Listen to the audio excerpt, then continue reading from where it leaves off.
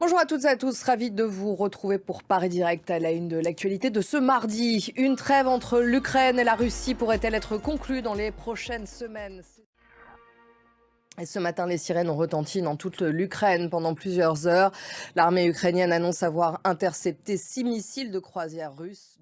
Accolade, poignée de main, viril, la rencontre aura été cordiale et amicale. La tâche du président français n'était pas simple. Il était là pour tenter d'infléchir la position de son homologue américain sur l'Ukraine et il a notamment cherché à obtenir des garanties de sécurité en cas de trêve, le fameux filet de sécurité américain. Sur ce point, Donald Trump n'a pris aucun engagement.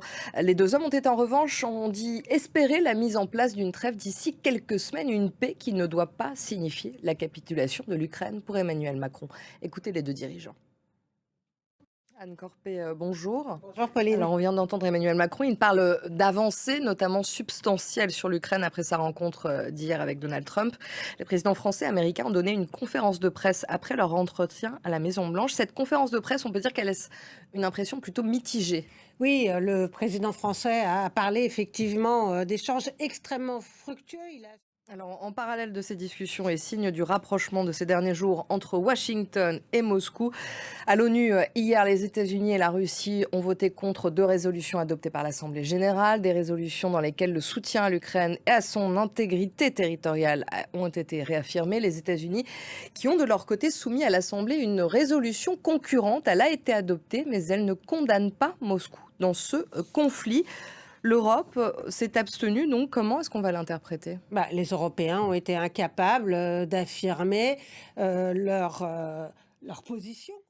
Merci beaucoup, Anne. On va parler de la trêve entre Israël et le Hamas dans la bande de Gaza qui continue pour le moment de tenir, même si on la sait fragile à l'intérieur de l'enclave palestinienne.